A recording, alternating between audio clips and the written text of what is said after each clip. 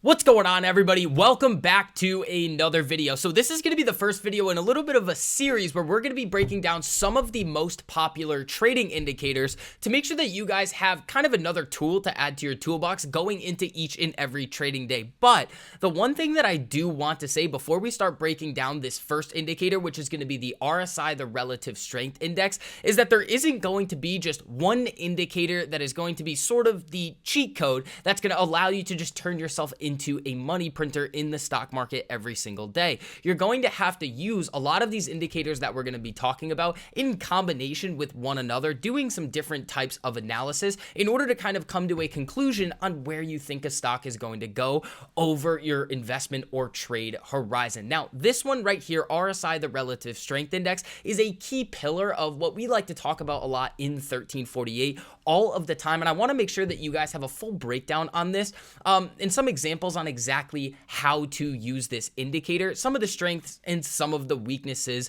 as well. So before we get into all of that, guys, if you wouldn't mind, all I ask for, hit that like button down below, get this information out to as many retail investors who do want to learn the proper ways to trade these markets here, and subscribe if you guys do want more videos like this. Now let's kind of get right into it here, kind of pull up Investopedia and go through some of the things that Investopedia would kind of talk about with RSI. So the Relative Strength Index in general is a momentum oscillator. Now, when we go through this on the charts, you guys are going to see that it's from a range from 0 to 100. But then within that, there's going to be a tighter range between 30 and 70. Now, that's kind of the range that people like to talk about all of the time. And as we are going to see, what the RSI is able to do is tell you when a stock is either overbought, when it's cracking above that 70 rating, or oversold when it's cracking below that 30 rating. And right in the middle at 50, that is when it is deemed to be around a fair value according to the relative strength of the move. So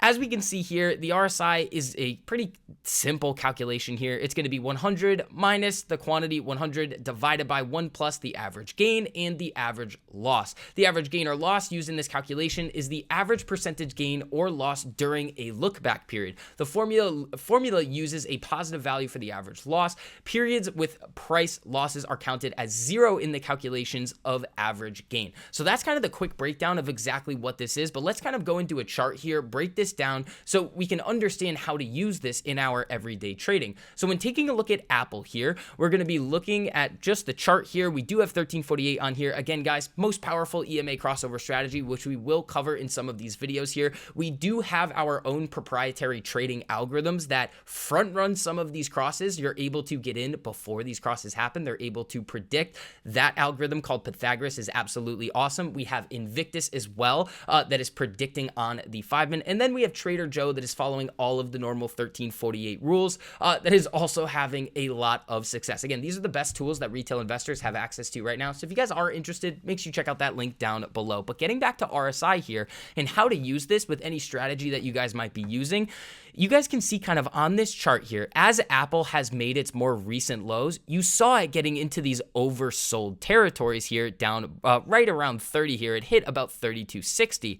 Then after that, you started to see it climb back up over to these new highs that we were seeing here, or new recent highs, when it started to get into that overbought territory. Now, some of you guys might be thinking, well, I haven't seen this before. This might be the best thing ever. As soon as the stock gets into oversold territory, buy calls or go long on it with shares. And as soon as it gets into oversold territory above 70, go short or even buy puts with enough time out. But that's not necessarily what you need to be doing, because you are going to see RSI chop around a little bit here too.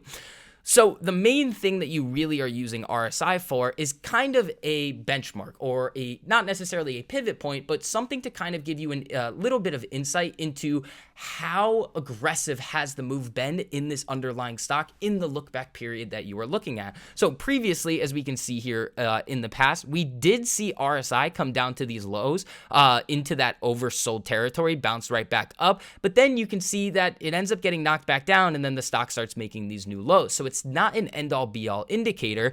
And looking at this chart here, you also have this simple moving average here too. Now, this tool on TradingView is going to be very, very important. Now, taking the RSI a little bit further here, when you're looking at how to actually use this in your trading, the simple moving average is actually going to smooth everything out a little bit. So you can see that the RSI loves to chop around a bunch here, but the simple moving average attached to it is going to move a lot slower. So you can actually use some of these simple moving average values to give you an indication of exactly how oversold or overbought price actually is.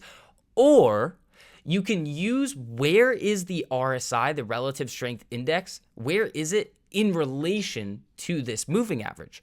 As you can see here, when price or when the RSI indication is actually above its moving average here, you can see that price is in an upward trend.